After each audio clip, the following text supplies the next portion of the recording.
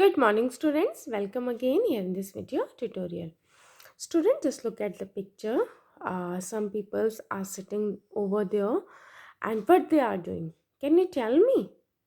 Yes, tell me. Beta, they all are singing bhajans. Okay? Just look at the another picture also. What all they are doing. They also are, yes, what? Kirtans. Look at here also another picture. What they all are performing? They all are performing kavalis. Yes, they all are kavals. Then look at this picture also.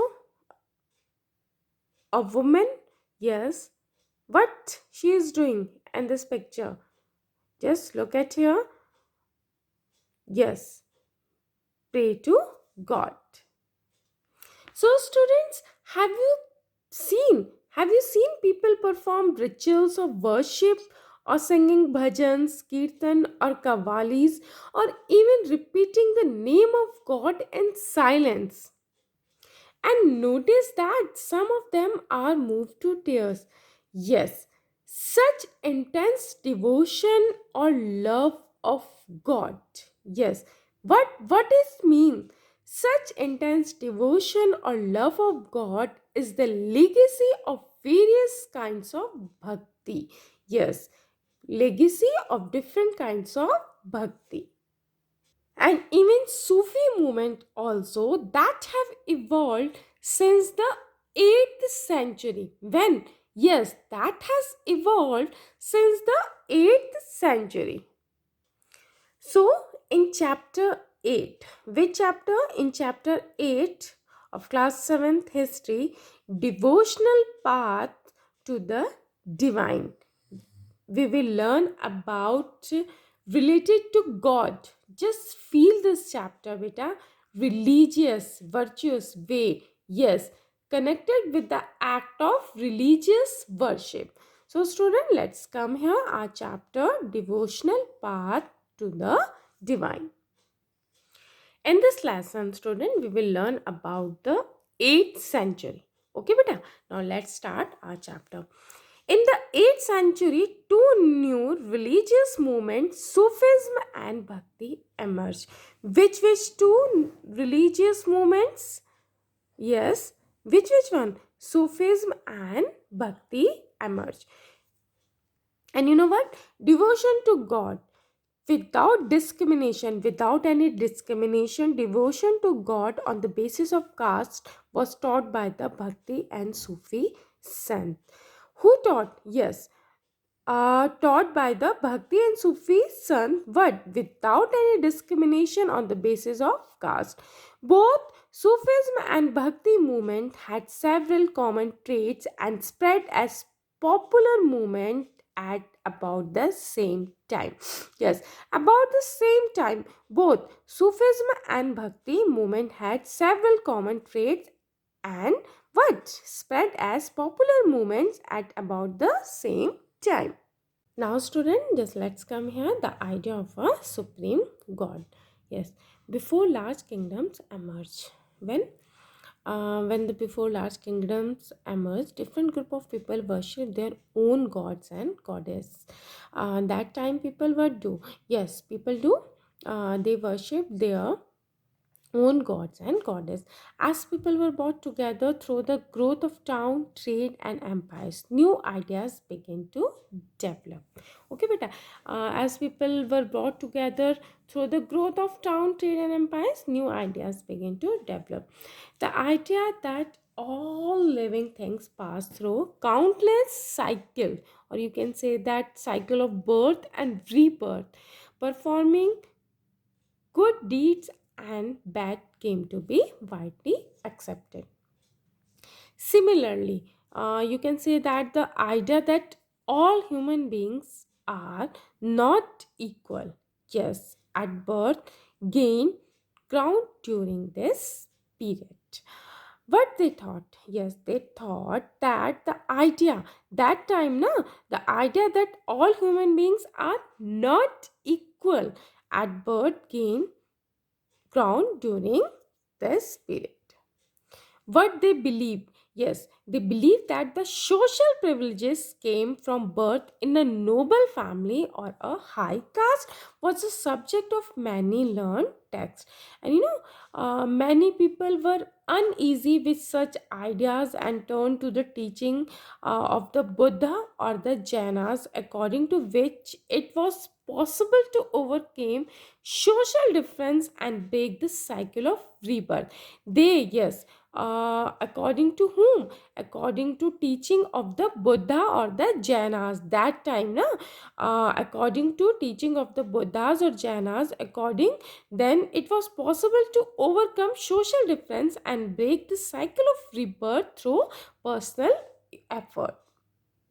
So that's why the idea of a supreme God who could deliver human from bondage through devotion or bhakti emerged. And this idea also advocated in the Bhagavad Gita, which, yes, this idea advocated in the Bhagavad Gita grew in popularity in the early centuries of the Common Era. One also important thing, beta, just look at here. Gods and goddess worship in different areas came to be identified with Shiva, Vishnu, or Durga. Which one? Yes, identified with Shiva, Vishnu, or Durga. Or Shiva, Vishnu, and Durga as supreme deities came to be worshipped through elaborate rituals. Okay, at the same time, god and goddess worship in different areas. That's why, even just look at the page also, which are from a South Indian manuscript of the Bhagavad Gita. As you can see here, this is the page from a South Indian manuscript of the Bhagavad Gita. So that's why after this, or you can say that that time, in the process, local myths and legends became a part of the Puranic stories, and method of worship recommended in the Purans were introduced in the local cults. Then eventually the Purans also laid down that it was possible for devotees to receive the grace of God. Yes, possible to what? For devotees to receive the grace of God regardless of their caste status. Then the idea of bhakti became so popular. Which idea? Yes, the idea of bhakti became so popular that even Buddhists and Jainas adopted these beliefs. Even जब क्या हुआ कि idea of supreme God कि एक ही आपका God है वो काफ़ी स्प्रेड हुआ, और इस वजह से ही डिवोटी जो है रिसीव कर सकता है word grace of God. So the idea of भक्ति कौन भी अब बिलीव करने लगे? Buddhist and Jaina. So that's why the idea of bhakti became so popular that time that even Buddhist and Jainas adopted these beliefs. Now students, just look at here. Our next topic is a new kind of bhakti in South India. Okay, and this topic we will learn about the new kind of bhakti. Which part of India? In South India. Okay, Nayanars and Alvars. Whom? Nayanars and Alvars. Okay, the 7th to 9th century saw the emergence of the new religious movement. That time, between the 7th to 9th century, saw the emergence of a new religious movement led by whom? Led by two, yes, led by Nayanars. Who? And who were Nayanars? Nayanars was sent devoted to Shiva. Who sent? Yes, sent devoted to Shiva. And what about Alvars? Alvars sent devoted to Vishnu. Yes.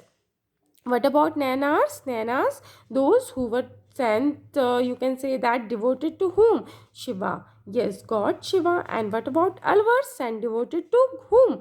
Lord Vishnu. Okay, got it? The difference between Nayanars sent devoted to Shiva, and what about Alvars? Alvars sent devoted to Vishnu. They were sharply critical of Buddhist and Jainas and preached ardent love of Shiva or Vishnu. Whose love? Ardent love of Shiva or Vishnu as the path to salvation. even without any caste discrimination, who came from all the castes, including those considered untouchable also. Yes, that time some people considered untouchable, छुआ छू, जिनको छू नहीं सकते, you can say that. Okay, including those considered untouchable like the Pulayar and the Panaras. They were sharply critical of the Buddhist and Jainas and preached ardent love of Shiva or Vishnu as the path to salvation. Even they drew upon the ideas of love and heroism as found in the Sangam literature. With literature, ideas, yes, found ideals of love and heroism as found in the Sangam literature. The earliest example of Tamil literature. Have you learned? Yes, we have already learned in previous chapter also about Sangam literature. Also, the earliest example of Tamil Nadu, who composed during the early centuries of the Common Era. Even that time, between 7th to 9th century, the Nayanars and Alvars went from place to place, composing exquisite poem of praise. Exquisite means beautifully and pleasant poem of praise of the deities and Shirins in the village they visited and set them to music. And about kings also, the Chola and Pandya. Which king? We have already learned about Chola and Pandya. Yes, the Chola and Pandya's king built elaborate temples around many of the shrines. Okay. Now just look at here, beta. One important point also given in your book about Nanaras and Alvars. Okay. So there were 63. How many? There were 63 Nayanars. How many Nayanars? That time there were 63 Nayanars who belong to different caste background. This is important. Who belong? You can see that different caste backgrounds such as potters, untouchable workers, peasant, hunters, soldiers, brahmins, and chefs. Chefs. The best known among them were, but there were 63 nanas, but among 63 nanas, some of best also.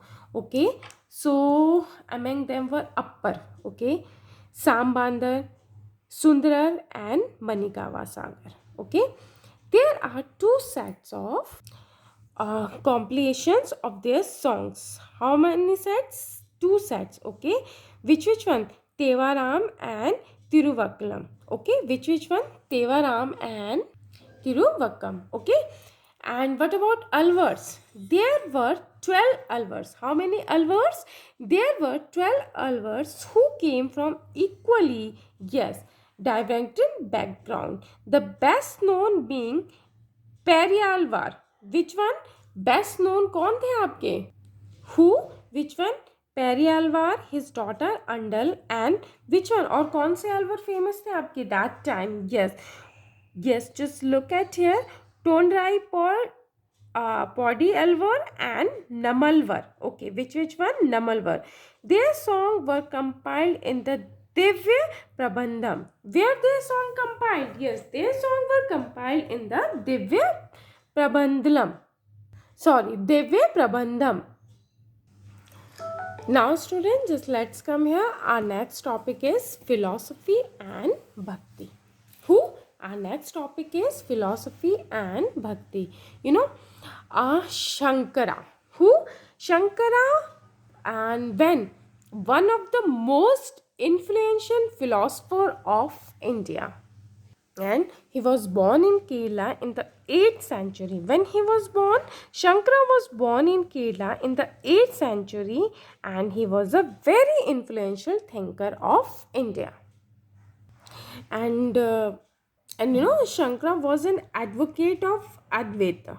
But yes, Shankara कौन थे आपके? वो advocate थे Advaita of the doctrine of the oneness of the individual soul and the supreme God, which is the ultimate reality.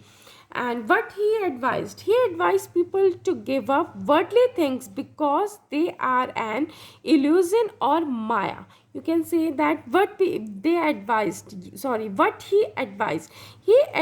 people to give up worldly things because they are an illusion or maya, and to follow the path of knowledge because it is a true path of salvation.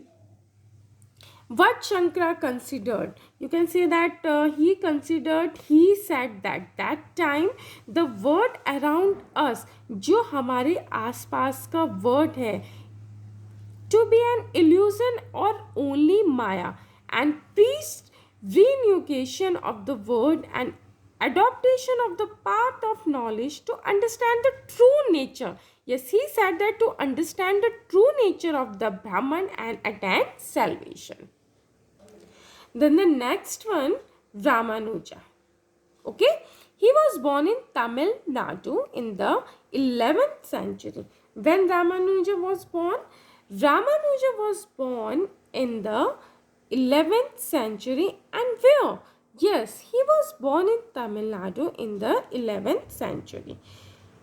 And he was highly influenced by the philosophy of the Alvars. Okay, and Alvars who sent, yes, I have already told you that beta about Alvars. Tell me, Alvars sent devoted to Vishnu. Okay, so, what Ramanuja thought? Ramanuja thought that the path to salvation was through intense devotion to Lord Vishnu, because वो काफ़ी influence थे किससे? अलवर से. और वो कौन थे Alwar? Sent devotion to Vishnu. So that's why he thought that the path to salvation was through intense devotion to Lord Vishnu, because the grace of the Lord helped devotees attain permanent bliss, freedom and happiness. Yes, or you can say that according to him, the best means of attaining salvation was through intense devotion to Vishnu, and Vishnu in his grace helped the devotee to attain the bliss of union with him. That's why he also suggested the theory of whose theory? Yes, Vishishta Daveta, or qualified oneness, which says that even if a soul unites with the supreme soul, yes, in our internal soul unites with the supreme soul, it remains distant and under the blessing of the supreme soul. The ideology inspired a new form of bhakti in the northern India. Now students, just look at here. Our next topic is Bhaswana's Veerashaivism. Okay, we noted earlier the connection between the Tamil Bhakti movement and the temple worship. Already know that we have already noted that now connection between what? Connection between the Tamil Bhakti movement and which one? Temple worship. This in turn led to a reaction that is best represented in the Virashaiva movement. Which movement? Virashaiva movement. Which movement? Represented in the Virashaiva movement, initiated by Bhaswanas. किसने start किया? Which movement? Virashaiva movement, Bhaswanas. And his campaigns, और उनका साथ किसने दिया? Like Alamma Prabhu. Whom? Companions like Alamma Prabhu and Akka Mahadevi. Whom? Alamba Prabhu and Akkamma Mahadevi. And you know what? This movement, which movement? Virashaiva movement began in Karnataka. Where and when? In the mid 12th century. So, Virashaiva movement began in Karnataka and when? In the mid 12th century. Okay, beta? The Virashaiva argued strongly for the equality of all human beings. What they argued? क्या वो चाहते थे? वो बोलते थे कि yes, strongly for the equality for all human beings, equal, and against Brahmanical ideas about caste and treatment of women. They did not like, वो बिल्कुल like नहीं करते थे जो Brahmanical ideas थे regarding caste, upper caste, lower caste, these types of ना, वो बिल्कुल like नहीं करते थे, बिल्कुल against है. And the treatment of women, कि women के साथ बिल्कुल इक्वल ट्रीट किया जाए. ऐसा नहीं कि वुमेन को मतलब बहुत ही बुरी तरह उनके साथ बिहेव किया जाए. And they were also against all forms of ritual and idol worship. Here word come here, idol worship. Idol worship means murti पूजन. So they were also against all forms of ritual, जो rituals perform करते थे that time. Okay, वो उसके भी against है and about idol worship. So for today's student, that's it. Thank you all of you. Have a nice day ahead.